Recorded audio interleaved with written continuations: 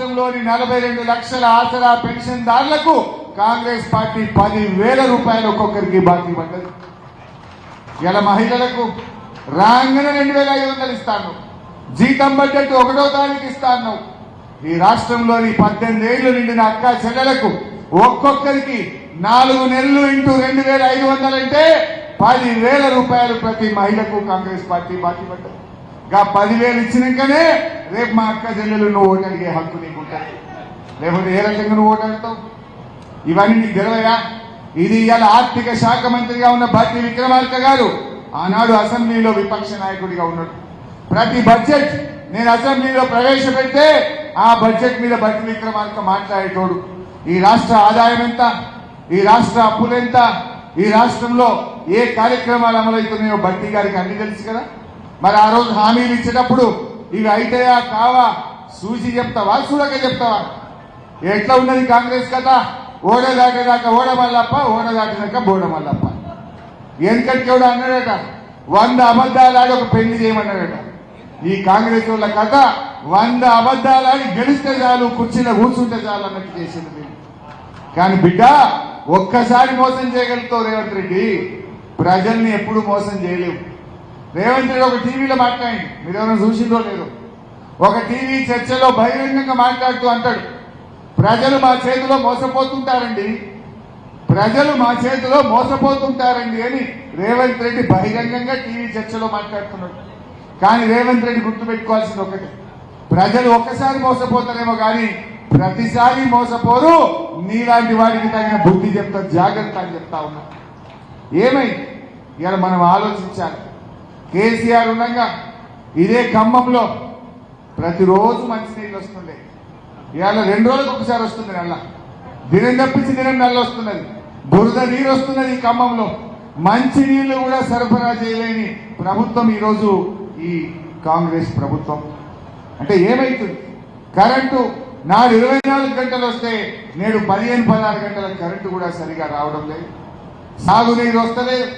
Granite ఇండస్ట్రీకి ఖమ్మంలో కేసీఆర్ గారి ప్రభుత్వం 10 ఏళ్ల పాటు గ్రానైట్ లో 40% సీనియర్ ఛార్జ్ లో రాయల్టీలో వాళ్ళకి మనం వేవ్ చేసినాం, ఇండస్ట్రీని కాపాడే ప్రయత్నం చేసినాం. కాంగ్రెస్ వచ్చింది, రాయల్టీ బంద్ అయిపోయింది. అంటే గ్రానైట్ చిన్న పరిశ్రమ, వేలాది మంది బతికే గ్రానైట్ ఇండస్ట్రీని కూడా ఆగం పట్టించింది. అంటే మీరు ఏం చేసినట్టు, ఏం చెప్పి రేపు ఖమ్మంలో ఓటు అడుగుతారు అని అంటా ఉన్నా. అహంకారంతో తిట్లు తప్ప ఏమైనా ఉన్నాయా మీ పాలనలో? కేసీఆర్ గారిని తిట్టుడో, పార్టీ నాయకులను తిట్టుడో, లేదా దేవుడి మీద ఓట్లు పెట్టుకున్నాడో, ఇవి తప్ప మీ పాలనలో ఏమున్నది?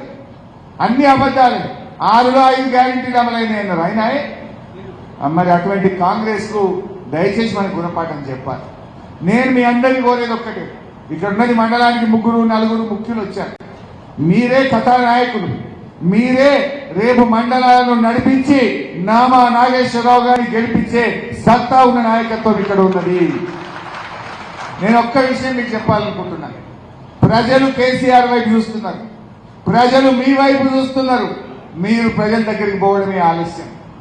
నాయకులు మీరు ప్రజల దగ్గరికి పోండి, ప్రజలకు కాంగ్రెస్ మోసాలని చెప్పండి, మీరు వివరించండి. తప్పకుండా ప్రజలు మనం గెలిపించడానికి సిద్ధంగా ఉన్నారు. కాంగ్రెస్ మీద అయిపోయింది, భ్రమలు పోయినాయి.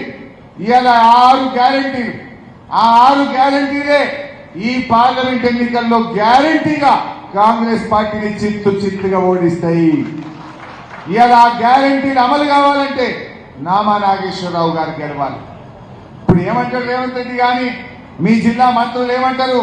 మేము 2 లక్షల రుణమాఫీ చేస్తామని మోసం చేసినా, 4,000 ఆసరా పెన్షన్ ఇస్తామని యాగం చేసినా, రైతు బంధు ఎగబెట్టినా, బోనస్ అని బోగస్ మాటలు చెప్పినా, ఆడపిల్లలకు స్కూటీలు ఎగరబెట్టినా, కళ్యాణ లక్ష్మికి తులం బంగారం ఇవ్వకపోయినా మమ్మల్నే గెలిపించిండ్రు.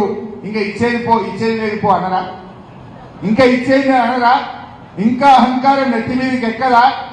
ఆ అహంకారాన్ని దించాలన్నా, ఈ గ్యారెంటీలు అమలు కావాలన్నా పార్లమెంట్ ఎన్నికల్లో కాంగ్రెస్ పార్టీకి సురుకు పెట్టాల్సిన అవసరం ఉంది, ఓడించాల్సిన అవసరం ఉంది. అప్పుడు మేము కొట్లాడతాం అసెంబ్లీలో. మీ కాంగ్రెస్ పార్టీ మెడలు వంచుతాం రేపు అసెంబ్లీలో.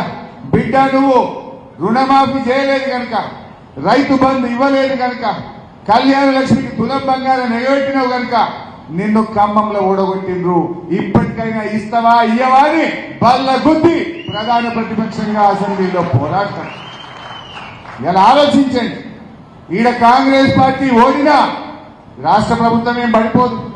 కాంగ్రెస్ పార్టీ గెలిచినా ఢిల్లీలో కాంగ్రెస్ గవర్నమెంట్ వచ్చేదే లేదు.